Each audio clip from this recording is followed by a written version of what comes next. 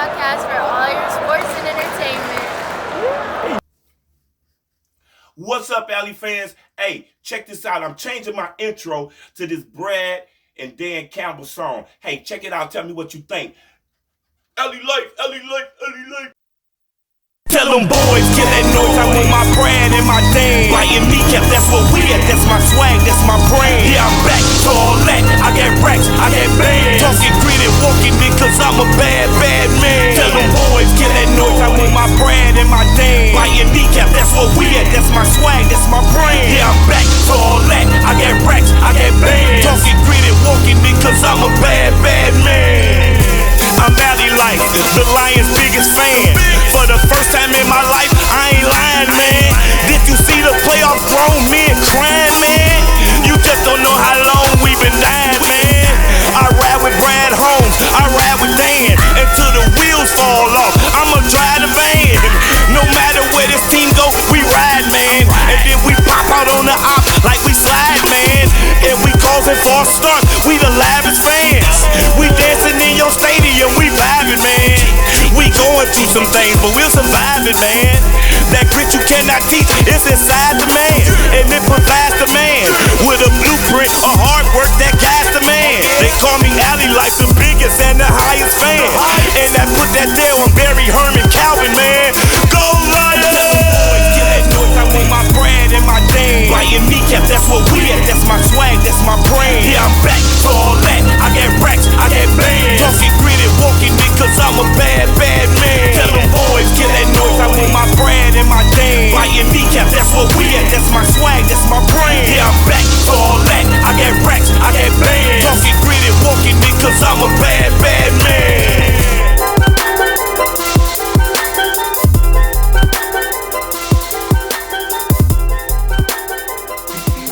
Last weekend, like the Lions, they want to get you out of what you do. I would assume there's a balance between doing what you do well and adjusting to what they do.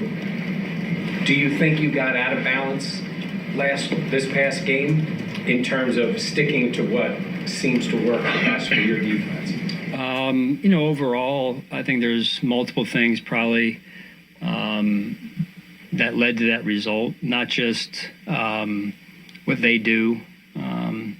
It's some of what we did or didn't do. You go back and reteach the fundamentals, reteach the standards, reteach the vision for what it's supposed to look like, and that's together, coaches and players. It's not just the players; it's us as coaches, and being a connected unit in that regard.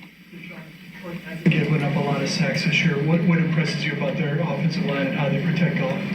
They do a great job, in particular in the play action game and screen game, and they do a great job of protecting him in those two capacities. Rasul makes that team go. Defense is, it's smart, crafty defense. They play hard, run to the football, they hit, opportunistic takeaways, got weapons on offense, lean on the run game. Be a challenging special team. So look, this is a top tier opponent. So we're looking forward to it, and there's no place you'd rather be than playing this type of football, this type of team in December. So we're looking forward to it. Questions? Every word to the time of the game, just facing this opponent. At this time right now, what are you hoping? What type of test do you hope you guys can get out of it, and just the overall mindset of the team this week? Yeah, look, I think for us, it's really, we talked about really sharpening the sword, more or less. There's things that, even last week, the last couple of weeks that we come out of these games and we can do better. We can be better in all areas. And it's really about the fundamentals, the details of what we do. And I think that's really the focus, and having the discipline to do those and hang with them. And it's why we're going to go out and practice today. It's why we're in pads, get back to what we do. And then ultimately, find a way to win the game. Fans, I'm back with another episode, the Alleylife podcast, where you get all your Lions information and business, bro. So, hey, please like and subscribe, push the button, boop, boop, boop, boop, boop, push the button. Hey, push the button for me, bro. It don't cost anything. You'll just get a bunch of my material. Also, you'll get some of my new music that's coming up and some of the videos and things that I got posted up on there. We just heard a couple of comments from both coaches leading up to this game. This is going to be a good game. This is going to be a great game against the Bills. The Detroit Lions against the Buffalo Bills. Last time we played them, they beat us in Thanksgiving by 3 points. It was a straight up shootout.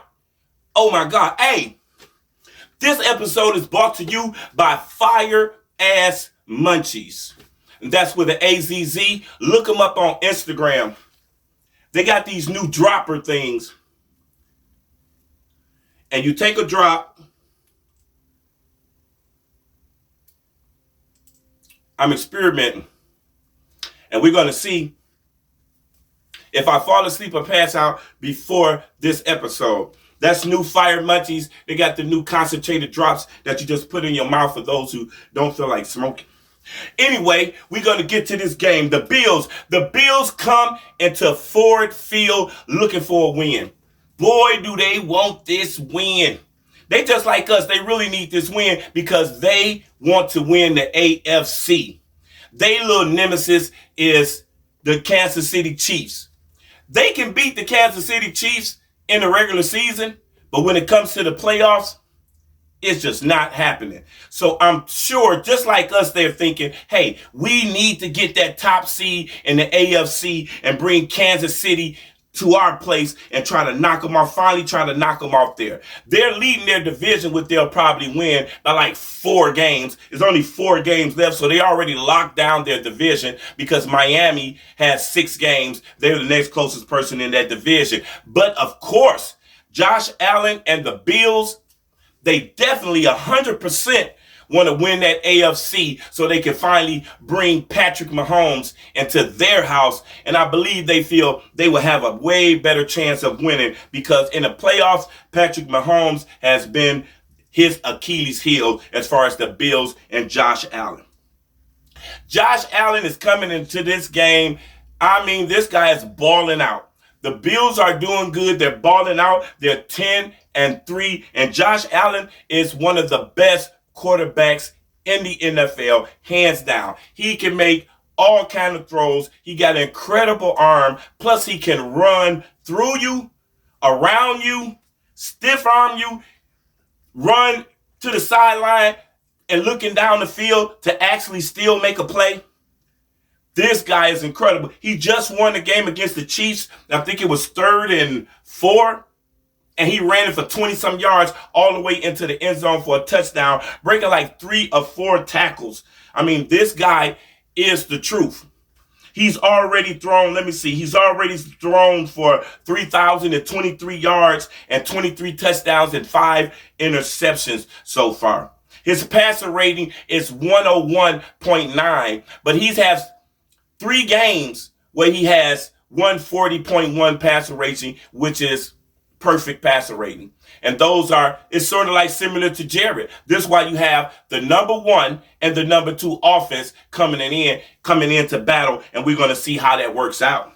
At the top passing, rushing, they do want to rush the ball. Rushing is the key, but they're rushing with James Cook along with Allen as well. Allen is a running quarterback. They design runs for Allen, so Allen will run the ball. So far, Cook has 723 yards on 723 yards rushing, and Josh has 416, the quarterback. So their running back only has 300 more yards in the season than Josh has. And then Ray Davis, their next running back, he has 342 rush yards. Rushing is the key to the Bills game. That's how they want to win this game, by rushing. But if we make them one-dimensional, Josh Allen will become the runner.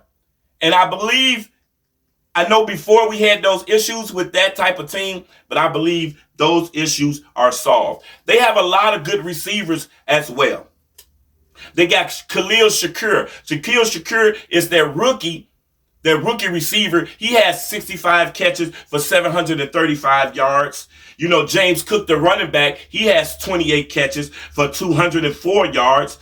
Dalton Kincaid, he is a very good tight end. He's coming into his own. Kincaid has 34 catches for 356 yards.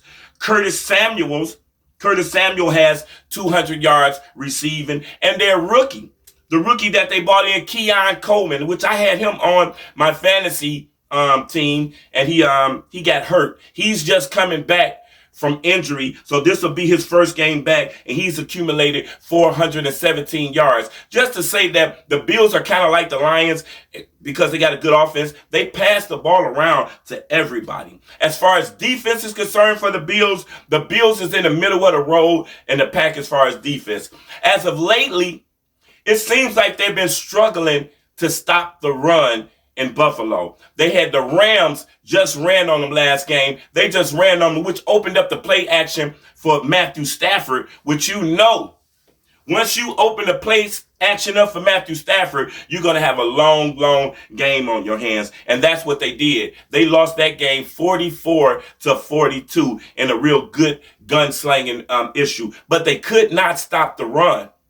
They couldn't stop the run in that game, and they really got off. But defensively, they have 12 interceptions by 6 different players. 6 different players have at least 2 interceptions. They had 24.5 sacks, which is led by Greg Rawson with 6.5. But once again, I still say they're struggling. They're struggling with the run at this point.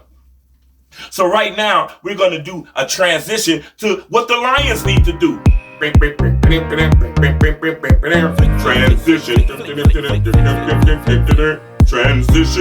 Okay, now we're back, and we're going to talk about what the Lions need to do to win this game. Well, what in my heart, what the Lions need to do, you know what I'm going to say. What I'm going to say. Y'all been listening to me. Run. Run the ball. You know we're going to run the ball with Sonic and Knuckles this time. But this is important. We really need to run. I think we're going to establish the run in this game 100%. Hello? I believe we're going to establish the run in this game 100%. I don't know. It looks like my mic was acting weird. We got to establish the game in this game 100%. But yeah, with Knuckles and Sonic, we're going to run this game. I'm sorry. That just threw me off right quick. Yeah, but we definitely got to run the ball with Sonic and Knuckles this game. No turnovers by Jared Goff. We cannot turn the ball over. This will be the downfall. I believe there's going to be 7 punts in this game.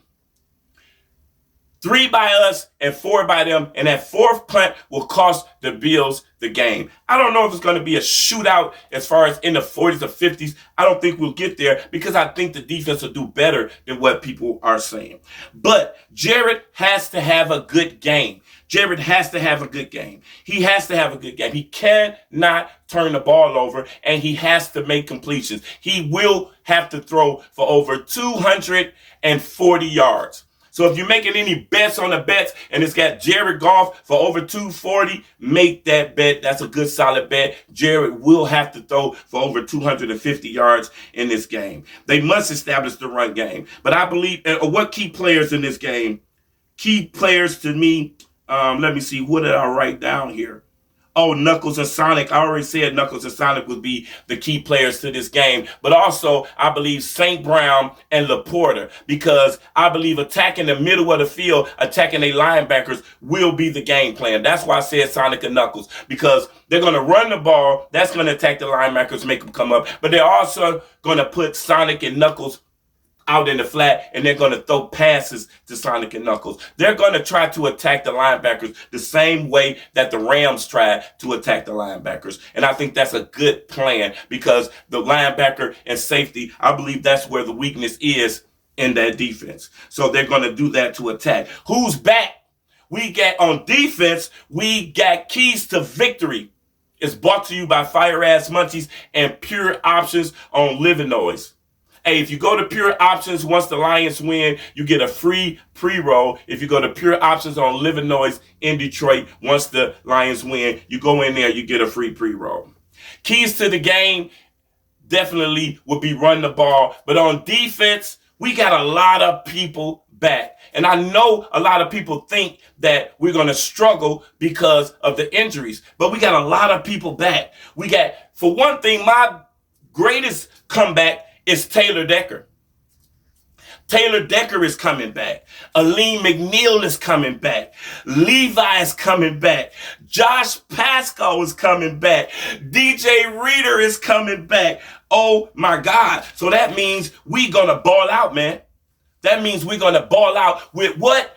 The new defensive Northern Savages. Did you hear Jack Campbell and Dan Campbell call our defense the Northern Savages? I love that name, bro. I love that name. You got a bunch of people that just came in like they said, and they were just running around hitting and still making plays. The Northern Savages. Somebody got to do put a t-shirt. I'm going to create a Northern Savages t-shirt. That's what I'm going to do. I'm about to create a Northern Savage t-shirt and give it out to some of my subscribers. They're going to put Alim. E-Man is coming back too.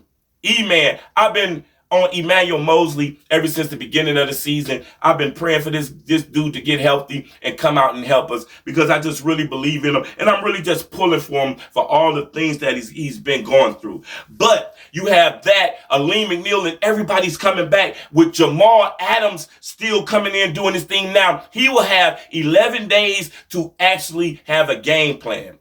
And Aaron Glenn could put these people exactly where he wants them, and so they can be successful. Kwame Alexander, 6'1", 227 pounds. They're used to him. They knew him from New Orleans. Now they can put him in a better position to actually make plays. Pat O'Connor had an awesome game. He almost cried at the podium because he never had this many snaps, and he was just so excited and so overwhelmed that this team allowed him and gave him the opportunity to actually go out there and play. And he did a great job. Ezekiel Turner came in, big guy, 6'2", 214 pounds. He's coming in and just doing his thing. But once again, he has 11 more days to sit down and actually get to the playbook, and Aaron Glenn could put him in the best position for him. Miles Adams, another defensive lineman, 6'2", 290 pounds. We gonna get him in there, just put him on the practice squad, but they got 11 days to work him into the game plan. So they can work him into the game plan and actually get him on the field, and he'll be productive, man. That is so cool. And I think Broderick Martin, we drafted him as an experimental defensive lineman. I believe this game will be the game they'll decide whether they believe that this experiment with Broderick Martin is working. I called that when I said James Houston had one more game to give it a go, and they're going to say, well, this is not going to work out for us. And soon after that, they cut James Houston in that game. And I believe this game here is Broderick Martin's, either get pushed back to this practice squad, or you're going to be cut if you don't come through and prevail in this game. Because the coach came out and he said some good things about Kwame Alexander and Pat O'Connor, how they did good. And then he had to say that Broderick Martin was up and down. He did some things good. He did some things that were bad.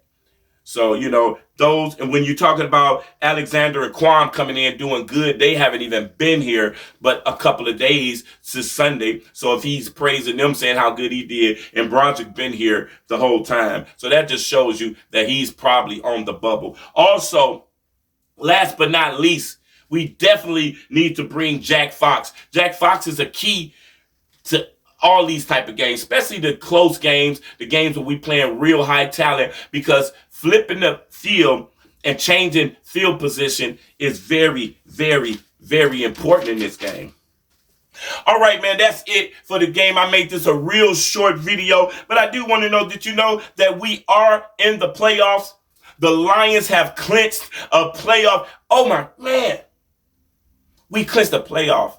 Do you know how bad we used to want to be in the playoffs? And we just be like, man, I wish we could make it to the playoffs. And you be thinking about Thanksgiving and looking at the numbers, it don't add up. We not going to the playoffs. We clinched the playoff.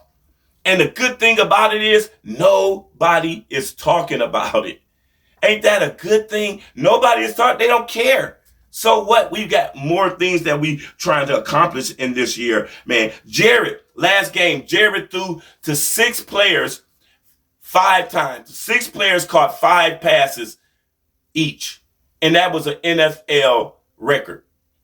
To throw to 6 different players, and each one of those 6 different players catch 5 passes in the same game. That was an NFL record.